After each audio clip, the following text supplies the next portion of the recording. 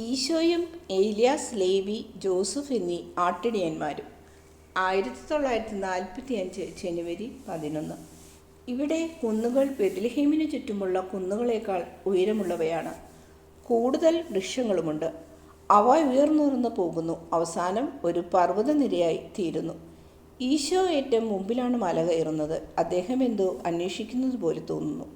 ഒന്നും മിണ്ടുന്നില്ല. ശിഷ്യന്മാരുടെ സംസാരത്തേക്കാൾ കാട്ടിനുള്ളിൽ നിന്ന് വരുന്ന ശബ്ദമാണ് ഈശോ ശ്രദ്ധിക്കുന്നത്. ശിഷ്യന്മാർ ഏതാനും വാര പിറകിലായാണ് നടക്കുന്നത്. അവർ സംഭാഷണത്തിൽ ഏർപ്പെട്ടിരിക്കുകയാണ്. അങ്ങകലെ ഒരു മണിയുടെ ശബ്ദം. കാറ്റിൽ ആ ശബ്ദം പറന്നു വരുന്നു. ഈശോ പുഞ്ചിരി തൂകി തിരിഞ്ഞു നോക്കിയിട്ട് പറഞ്ഞു, ആടിൻ്റെ കഴുത്തിൽ കെട്ടിയിരിക്കുന്ന മണിയുടെ ശബ്ദമാണ് ആ കേൾക്കുന്നത്. ഗുരു, എവിടെയാണ് ആടുകൾ? എനിക്ക് തോന്നുന്നത് ആ കുന്നിലാണെന്നാണ്. പക്ഷേ ഇടയ്ക്ക് കാടുള്ളത് കൊണ്ട് ഒന്നും കാണാൻ പറ്റുന്നില്ല. ജോൺ തൻ്റെ ഉടുപ്പ് ഉരുമാറ്റി മേലങ്കി ചുരുട്ടി പുറത്തിട്ട് കൊണ്ടാണ് എല്ലാവരും നടക്കുന്നത്. അവൻ ചെറിയ ഒരു ഉടുപ്പ് മാത്രമേ ധരിച്ചിട്ടുള്ളൂ. അടുത്തുണ്ടായിരുന്ന ഒരു പൊക്കമുള്ള വൃക്ഷത്തിൽ അവൻ കയറി. അങ്ങകലെ കാണാൻ കഴിയുന്നത്ര ഉയരത്തിൽ കയറി. ഗുരു, എനിക്ക് കാണാം. അവിടെ കുറേ ആടുകളുണ്ട്, 3 ഇടയന്മാരും. ആ കാണുന്ന കാടിൻ്റെ അങ്ങേ വശത്താണ്. ജോൺ മരത്തിൽ നിന്നിറങ്ങി. പോകേണ്ട വഴി ഇന്നതാണ് എന്ന് ബോധ്യമായതുകൊണ്ട് അവർ മുന്നോട്ട് നീങ്ങി. അത് അവരായിരിക്കുമോ? സൈമൺ, നമുക്ക് അവരോട് ചോദിക്കാം. അവരല്ലെങ്കിലും നമുക്ക് വിവരം കിട്ടും. അവർക്കെല്ലാം പരസ്പരം അറിയാം. ഒരു 100 വാര അകലെ വിശാലമായ ഒരു മേച്ചിൽപ്പുറമുണ്ട്. ധാരാളം ആടുകൾ അവിടെ സമൃദ്ധമായി വളരുന്ന പുല്ല് തിന്നുകൊണ്ട് നടപ്പുണ്ട്. 3 ഇടയന്മാർ ആടുകളെ നോക്കാനുണ്ട്. ഒരാൾ വയസ്സനാണ്. തലമുടി പഞ്ഞി പോലെ നരച്ചിരിക്കുന്നു. മറ്റേ 2 പേരിൽ ഒരാൾക്ക് 30 വയസ്സ് കാണും. മറ്റേയാൾക്ക് ഉദ്ദേശം 40 വയസ്സ്. ഗുരു, സൂക്ഷിക്കണം. അവർ ആടുമേയ്ക്കുന്നവരാണ്, യൂദാസ് ഉപദേശിച്ചു. ഈശോ വേഗത്തിൽ നടക്കുകയാണ്. മറുപടി ഒന്നും പറയുന്നില്ല. ഈശോ മുമ്പോട്ട് പോകുന്നു. പൊക്കമുള്ള സുമുഖനായ ഒരു യുവാവ്. വെള്ള ഉടുപ്പാണ് ഇട്ടിരിക്കുന്നത്. അസ്തമയ സൂര്യനും അഭിമുഖമായാണ് നടക്കുന്നത്. ഒരു മാലാഖയെപ്പോലെ പ്രകാശമയമാണ് ആ മുഖം. മൈതാനത്തിൻ്റെ അരികിലെത്തിയപ്പോൾ ഈശോ ഇടയന്മാരെ അഭിവാദ്യം ചെയ്തു. ചങ്ങാതിമാരെ, നിങ്ങൾക്ക് സമാധാനം. ഈ അഭിവാദ്യം കേട്ട് അത്ഭുതപ്പെട്ടു. ഇടയന്മാർ തിരിഞ്ഞു നോക്കി. നിശബ്ദത. ഏറ്റവും പ്രായമായ ആൾ ചോദിച്ചു, അങ്ങ് ആരാണ്? നിങ്ങളെ സ്നേഹിക്കുന്ന ആൾ. അങ്ങനെ ഒരാളെ കണ്ടിട്ട് ഏറെ വർഷങ്ങളായി. അങ്ങ് എവിടെ നിന്നും വരുന്നു? ഗലീലിയയിൽ നിന്നോ? അയാൾ ഈശോയെ സൂക്ഷിച്ചു നോക്കി. മറ്റു 2 ഇടയന്മാരും അടുത്തെത്തി. ഗലീലിയയിൽ നിന്ന്, അയാൾ സ്വയം ആവർത്തിച്ചു. ആ മനുഷ്യനും ഗലീലിയയിൽ നിന്ന് വന്നവനായിരുന്നു. ഏത് പട്ടണത്തിൽ നിന്നാണ് അങ്ങ് വരുന്നത്? നസ്രസിൽ നിന്ന്. നസ്രസിൽ നിന്നോ? മേരി എന്നു പേരുള്ള ഒരു സ്ത്രീയുടെയും ജോസഫ് എന്നു പേരുള്ള ഒരു മനുഷ്യൻ്റെയും കൂടി ഒരു ശിശു നസ്രസിലേക്ക് എന്തെങ്കിലും മടങ്ങി വന്നിട്ടുണ്ടോ? ഈ യൂദയായിലെ കുന്നിൻ ചെരുവുകളിൽ കാണുന്ന ഏതൊരു പൂവിനേക്കാൾ മനോഹരമായ മുഖമുള്ള ഒരു ശിശു. ചക്രവർത്തിയുടെ കൽപ്പന വന്ന കാലത്ത് യൂദയായിലെ ബെത്ലഹേമിൽ ജനിച്ച ഒരു ശിശു. ലോകത്തിൻ്റെ കഷ്ടകാലം എന്നേ പറയേണ്ടു. ആ ശിശു ഇവിടെ നിന്ന് ഒളിച്ചോടിപ്പോയി. ആ ശിശു ഇപ്പോഴും ജീവിച്ചിരിപ്പുണ്ട് എന്ന് കേൾക്കാൻ ഞാൻ എൻ്റെ ജീവൻ തന്നെ കൊടുക്കും. അവൻ വളർന്നിപ്പോൾ പുരുഷപ്രാപ്തിയായി കാണും.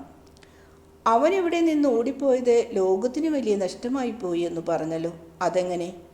അവൻ ലോകത്തിൻ്റെ രക്ഷകനായിരുന്നു, മിശിഹയായിരുന്നു. അവനെ കൊല്ലാൻ ഹേറോദ് ശ്രമിച്ചു. അപ്പനോടും അമ്മയോടുമൊപ്പം അവൻ ഇവിടെ നിന്നും ഓടിപ്പോകുമ്പോൾ ഞാനിവിടെ ഇല്ലായിരുന്നു.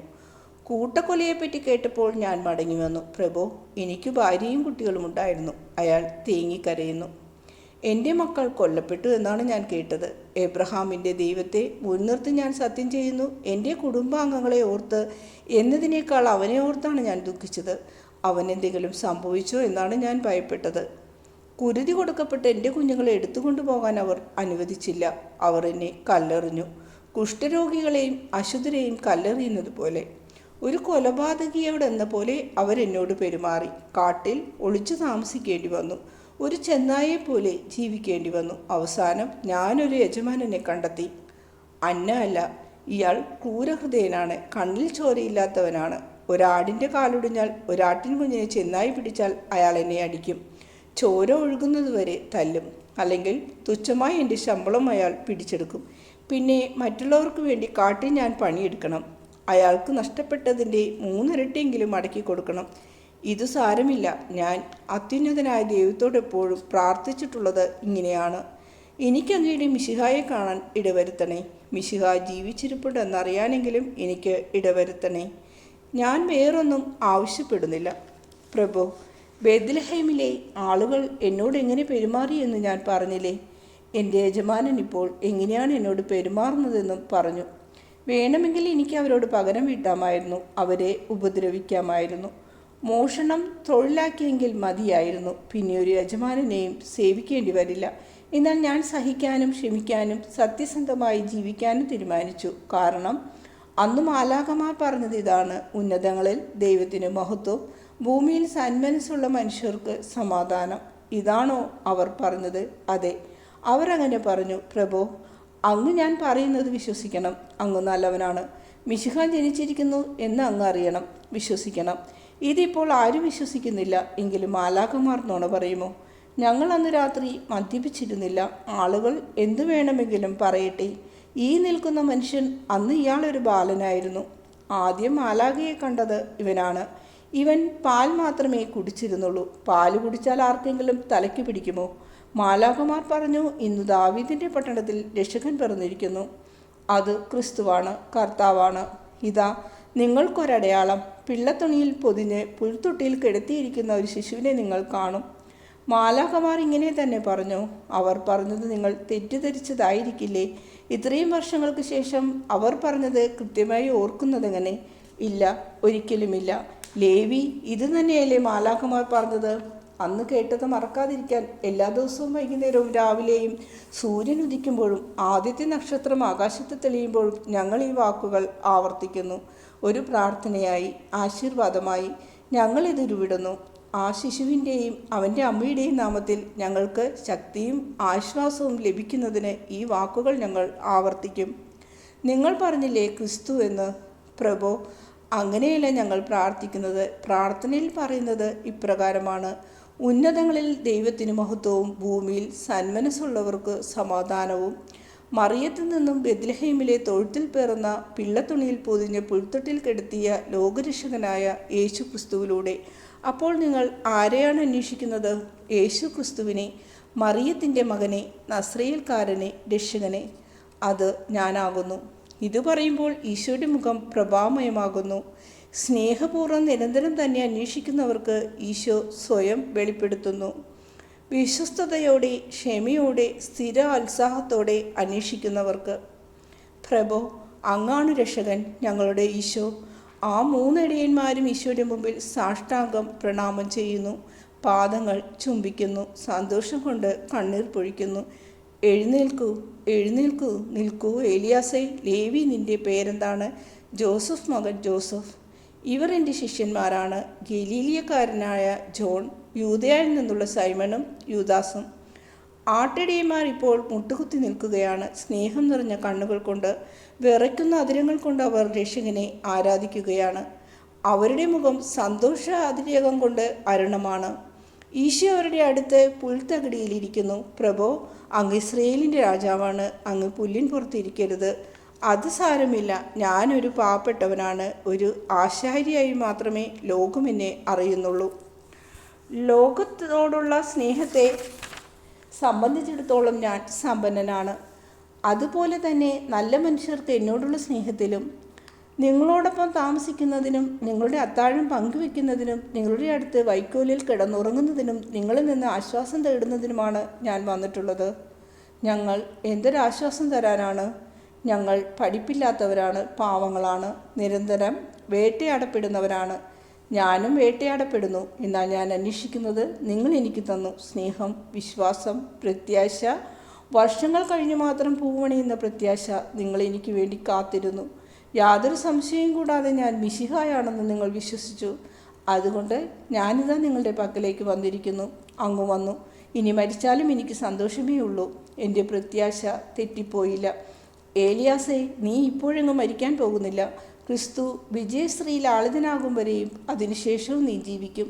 നീ എൻ്റെ ഉദയം കണ്ടവനാണ്. എൻ്റെ മഹത്വവും നീ കാണും. മറ്റുള്ളവരൊക്കെ എവിടെ പോയി? നിങ്ങൾ 12 പേരുണ്ടായിരുന്നല്ലോ: Elias, Levi, Samuel, Yona. Isaac, Tobias, Jonathan, Daniel, Simon, John, Joseph, Benjamin. നിങ്ങളുടെ പേരൊക്കെ അമ്മ എന്നോട് പറയുമായിരുന്നു. എന്നെ ആദ്യമായി സ്നേഹിച്ചവരാണ് നിങ്ങൾ, എൻ്റെ ആദ്യത്തെ കൂട്ടുകാരോ? ആട്ടിടിയന്മാർ കൂടുതൽ വികാരഭരിതരാകുന്നു. മറ്റുള്ളവരെല്ലാം ഇവിടെ പോയി? വയസ്സൻ സാമുവേൽ വയസ്സായതുകൊണ്ട് മരിച്ചു. ഒരു 20 വർഷമായി കാണും. ജോസഫിനെ അവർ കൊന്നു. അയാളുടെ ഭാര്യ ഒരു കുഞ്ഞിനെ പ്രസവിച്ചിട്ട് ഏതാനും മണിക്കൂറുകളെ ആയിരുന്നുള്ളൂ. അവൾ ഈ മനുഷ്യനോടൊപ്പം രക്ഷപ്പെടാൻ വേണ്ടി പട്ടാളക്കാർ മുറ്റത്തേക്ക് കടക്കാതെ അയാൾ ചെറുത്തു. എൻ്റെ സ്നേഹിതനെ ഓർത്ത് ഞാൻ അയാൾ എൻ്റെ കൂടെ നിർത്തിയിരിക്കുകയാണ്. എൻ്റെ ചുറ്റും കുറേ കുട്ടികൾ കാണട്ടെ. ലേവിയെയും എൻ്റെ കൂടെ കൊണ്ടുപോയി. അയാളെ അവർ ഏറെ പീഡിപ്പിച്ചു. ബെഞ്ചമിൻ ഇപ്പോൾ ഒരു ആട്ടിടയനാണ് ലെബനോനിൽ. അവൻ്റെ കൂടെ സൈമനും ജോണും തോബിയാസുമുണ്ട്. അവനെ ഇപ്പോൾ മാത്യു എന്നാണ് വിളിക്കുന്നത്. അവൻ്റെ അപ്പൻ മാത്യുവിനെ പട്ടാളക്കാർ കൊന്നുകളഞ്ഞു. ഇവരൊക്കെ സ്നാപകൻ്റെ ശിഷ്യന്മാരാണ്. യോന എസ്രദലോൺ സമതലത്തിൽ ഒരു പ്രീശന് വേണ്ടി പണിയെടുക്കുന്നു. ഐസക് വളരെ ബുദ്ധിമുട്ടുകയാണ്. അവൻ്റെ മുതുക് കൂനുകൊണ്ട് വില്ലുപോലെയായി. പരമദാരിദ്ര്യം. ജൂട്ടായിൽ ഒറ്റക്കാണ് താമസം. ഞങ്ങൾ കഴിയുന്നത്ര സഹായിക്കും. ഞങ്ങളെല്ലാം ദാരിദ്ര്യത്തിലാണ്. ഞങ്ങളുടെ സഹായം എരിയുന്ന തീയിൽ 2-3 മഞ്ഞുതുള്ളി വീഴുന്നത് പോലെയുള്ളൂ. ജോനാഥൻ ഇപ്പോൾ ഹെറോദിൻ്റെ വലിയ ഉദ്യോഗസ്ഥന്മാരിൽ ഒരാളുടെ വേലക്കാരനാണ്. നിനക്കും ജോനാഥനും യോനാക്കും ഡാനിയേലിനും ബെഞ്ചമിനും ഈ ജോലി എങ്ങനെ കിട്ടി? അങ്ങയുടെ അമ്മ എന്നെ അദ്ദേഹത്തിൻ്റെ അടുത്ത് അയച്ചിട്ടുണ്ട്. ഞങ്ങൾ യൂദയായിലെ പർവ്വതങ്ങളുടെ ഗർത്തങ്ങളിൽ ശപിക്കപ്പെട്ടവരായി ഒളിച്ചു താമസിച്ചിരുന്ന കാലത്ത് ഞാൻ അവരെ സക്രിയയുടെ അടുത്ത് കൂട്ടിക്കൊണ്ടുപോയി. അദ്ദേഹം നല്ലവനായിരുന്നു. ഞങ്ങൾക്ക് ഭക്ഷണവും തങ്ങാനൊരിടവും തന്നു. ഞങ്ങൾക്ക് ഓരോ ജോലി കണ്ടുപിടിച്ചു തന്നു. എന്നാൽ തന്നാൽ കഴിയുന്നത് അദ്ദേഹം ചെയ്തു. അന്നയുടെ ആട്ടിൻപറ്റങ്ങളെ അത്രയും ഹെറോദിൻ്റെ ആ ബന്ധുവിനു വേണ്ടി അപ്പോൾ തന്നെ ഏറ്റെടുത്തിരുന്നു. ഞാൻ അയാളുടെ കൂടെ തന്നെ നിന്നു. സ്നാപകൻ വളർന്ന് പ്രായപൂർത്തിയായപ്പോൾ പ്രവാചകനായി മാറി. സൈമനും ജോണും തോബിയാസും സ്നാപകൻ്റെ അടുത്ത് പോയി. സ്നാപകൻ ഇപ്പോൾ ജയിലിലാണല്ലോ. അതെ, അവർ മക്കേറസിൻ്റെ അടുത്ത് കാത്തു നിൽപ്പുണ്ട്. ആളുകൾക്ക് സംശയം തോന്നാതിരിക്കാൻ ഏതാനും ആടുകളെയും കൊണ്ടുപോയിട്ടുണ്ട്. അങ്ങയുടെ ബന്ധുവായ സ്നാപകൻ്റെ ഒരു ശിഷ്യനാണ് അവർക്ക് ആട് കൊടുത്തത്. അയാൾ വലിയ പണക്കാരനാണ്. എനിക്ക് ഇവരെല്ലാം കണ്ടാൽ കൊള്ളാമെന്നുണ്ട്. അതിനെന്താ, ഞങ്ങൾ പോയി അവരോട് പറയാം. വരുവിൻ, അദ്ദേഹം ജീവിച്ചിരിപ്പുണ്ട്. അദ്ദേഹം നമ്മളെ മറന്നിട്ടില്ല, നമ്മളെ സ്നേഹിക്കുന്നുണ്ട്. അദ്ദേഹം ആഗ്രഹിക്കുന്നത് നിങ്ങൾ അദ്ദേഹത്തിൻ്റെ സ്നേഹിതന്മാരാകണം എന്നാണ്. അങ്ങനെ പറയാം. നമുക്കാദ്യം ഐസക്കിനെ പോയി കാണാം. സാമുവേലിനെയും ജോസഫിനെയും സംസ്കരിച്ചിരിക്കുന്നത് എവിടെയാണ്? സാമുവേലിനെ അടക്കിയത് ഹിബ്രോണിലാണ്. അവൻ സക്രിയയുടെ കൂടെയായിരുന്നു. ജോസഫിനെ അടക്കിയത് കല്ലറയിലാണെന്ന് പറഞ്ഞുകൂടാ. അവനെ അവൻ്റെ വീടിന് തീ വെച്ച് ചുട്ടുകൊല്ലുകയായിരുന്നു. അവനിപ്പോൾ പൊള്ളുന്ന തീയിലല്ല, ദൈവത്തിൻ്റെ സ്നേഹാഗ്നിയിലാണ്. താമസിയാതെ അവൻ ദൈവത്തിൻ്റെ മഹത്വത്തിൽ പ്രവേശിക്കും. ഞാൻ നിങ്ങളോട് സത്യമായി പറയുന്നു, പ്രത്യേകിച്ചും ജോസഫിൻ്റെ മകൻ ജോസഫിനോട്, നീ ഇവിടെ വരൂ. നിന്റെ പിതാവിനോടുള്ള നന്ദി ഞാൻ പ്രകടിപ്പിക്കട്ടെ. എൻ്റെ കുട്ടികളോ? ഏലിയാസേ, അവർ മാലാഖമാരാണ്. രക്ഷകനെ കിരീടമണിയിക്കുമ്പോൾ ദൈവത്തിന് സ്തുതി എന്ന ഗാനം വീണ്ടും ആലപിക്കാൻ പോകുന്ന മാലാഖമാർ. രാജാവായാണോ കിരീടമണിയിക്കുന്നത്? അല്ല, രക്ഷകനായി. അന്ന് നീതിമാന്മാരുടെയും പരിശുദ്ധന്മാരുടെയും വലിയൊരു ഘോഷയാത്ര തന്നെ ഉണ്ടാകും. ഏറ്റവും മുമ്പിൽ ചുവപ്പും വെള്ളയും അണിഞ്ഞ രക്തസാക്ഷികളുടെ നിര. ഇരുട്ടറയുടെ കവാടങ്ങൾ തുറന്നാലുടൻ ഞങ്ങൾ അനശ്വരമായ രാജ്യത്തിൽ പ്രവേശിക്കും. ഞങ്ങൾ ഒരുമിച്ച്. പിന്നീട് നിങ്ങൾ വരും. സ്വർഗരാജ്യത്തിൽ നിങ്ങൾ നിങ്ങളുടെ മാതാപിതാക്കളെയും മക്കളെയും കർത്താവിൽ കാണും. ഞാൻ പറയുന്നത് വിശ്വസിക്കൂ. കർത്താവെ, ഞങ്ങൾ വിശ്വസിക്കുന്നു.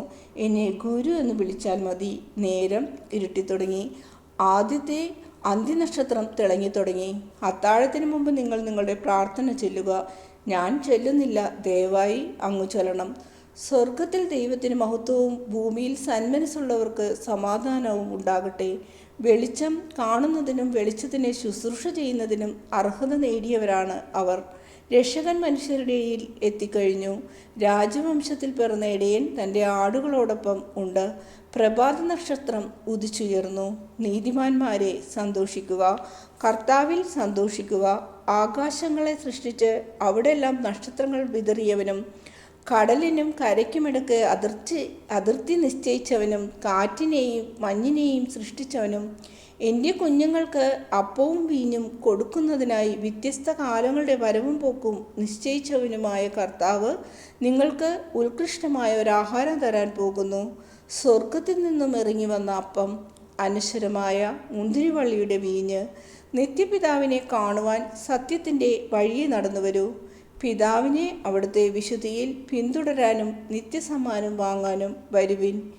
ഈശോ പ്രാർത്ഥന ചൊല്ലിയത് കൈവിരിച്ചു പിടിച്ച് എഴുന്നേറ്റ് നിന്നാണ്. ശിഷ്യന്മാരും ഇടിയന്മാരും മുട്ടുകുത്തി നിൽക്കുകയാണ്. ഈശോയ്ക്ക് അവർ റൊട്ടിയും പാലും കൊടുക്കുന്നു. 3 പാത്രങ്ങളേ ഉള്ളൂ. പാത്രമാണോ കുടിച്ചെടുത്ത വൃക്ഷക്കാമ്പാണോ എന്ന് വ്യക്തമായി കണ്ടുകൂടാ. ആദ്യം ഭക്ഷണം കഴിക്കുന്നത് ഈശോയാണ്, കൂടെ സൈമനും യൂദാസും. അതിനുശേഷം ജോണിന് ഈശോ തൻ്റെ പാത്രം ഒഴിച്ചു കൊടുക്കുന്നു. ജോൺ താൻ ലേവിയോടും ജോസഫിനോടും ഒപ്പം ഭക്ഷണം കഴിക്കുന്നു. ഏറ്റവും അവസാനം ഭക്ഷണം കഴിക്കുന്നത് ഏലിയാസാണ്. ആടുകൾ മേച്ചിൽ നിർത്തി അവർ അവിടെ കൂട്ടം കൂടി നിൽക്കുകയാണ്. ആലയിലേക്ക് കൊണ്ടുപോകാൻ കാത്തു നിൽക്കുന്ന പോലുണ്ട്. ആലയിലേക്ക് കൊണ്ടുപോകുന്നതിന് പകരം ആടുകളെ കാട്ടിനകത്തുള്ള ഒരു വേലിക്കെട്ടിനുള്ളിലേക്ക് ഇടയന്മാർ നയിക്കുന്നു. വൃക്ഷത്തിൻ്റെ കൊമ്പുകളും കയറും ഉപയോഗിച്ച് കെട്ടിയുണ്ടാക്കിയ ഒരു വേലിക്കെട്ടാണ്. അതിനുശേഷം ഇടയന്മാർ ഈശോയ്ക്കും ശിഷ്യന്മാർക്കും കിടക്കാൻ വൈക്കോൽ വിരിക്കുന്നു. അവർ തീ കൂട്ടുന്നു. വന്യമൃഗങ്ങളെ ഭയപ്പെടുത്താനാകണം തീ. യൂദാസും ജോണും വളരെ ക്ഷീണിച്ചിരുന്നു. അവർ കിടന്ന ഉടനെ ഉറങ്ങി. ഈശോയുടെ കൂടെ ഉറക്കം വിളിച്ചിരുന്നാൽ കൊള്ളാമെന്ന് സൈമന് ആഗ്രഹമുണ്ട്. പക്ഷേ ഒരു തൂണിൽ ചാരിയിരുന്ന് അയാളും ഉറങ്ങി.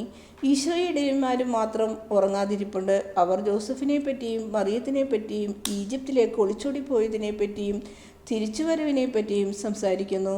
സ്നേഹത്തെപ്പറ്റിയും സൗഹൃദത്തെപ്പറ്റിയും ചില ചോദ്യങ്ങൾ ചോദിച്ച ശേഷം അവർ കുറെ കൂടി ഉന്നതമായ തലങ്ങളിലേക്ക് കടക്കുന്നു. പാവപ്പെട്ട ദരിദ്രരായ വെറും ആട്ടിടയന്മാരാണവർ. ഈശോയ്ക്ക് വേണ്ടി അവർക്ക് എന്തു ചെയ്യാൻ കഴിയും? എന്തെങ്കിലും ചെയ്യാനാകുമോ? ഈശോ അവരെ ഉപദേശിക്കുന്നു. അവരോട് കാര്യങ്ങൾ വിശദീകരിക്കുന്നു. ഞാൻ ഇനി യൂദയായിൽ കൂടി കടന്നു പോകും. എൻ്റെ ശിഷ്യന്മാർ നിങ്ങളെ വിവരങ്ങൾ അറിയിച്ചു കൊണ്ടിരിക്കും. കുറേ കഴിഞ്ഞ് നിങ്ങൾക്കും എൻ്റെ കൂടെ വരാം. അതിനിടക്ക് നിങ്ങളെല്ലാവരും ഒത്തുകൂടണം. പരസ്പരം സമ്പർക്കം പുലർത്തണം. ഞാനിവിടെയുണ്ട്. ഗുരുവും രക്ഷകനുമായി ഞാൻ ലോകത്തിലുണ്ട് എന്ന് എല്ലാവരും അറിയട്ടെ. നിങ്ങൾക്ക് പറ്റുന്നതുപോലെ ഇതെല്ലായിടത്തും പ്രചരിപ്പിക്കുക.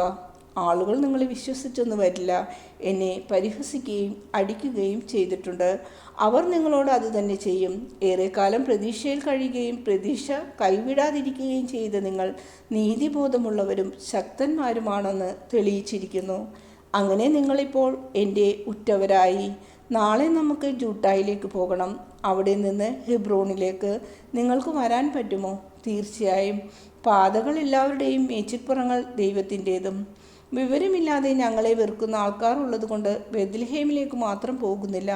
മറ്റു ഗ്രാമങ്ങളിൽ ആളുകൾക്കെല്ലാം അറിയാം. അവർ ഞങ്ങളെ കളിയാക്കും. അവർ ഞങ്ങളെ വിഡ്ഢികൾ എന്ന് വിളിക്കും.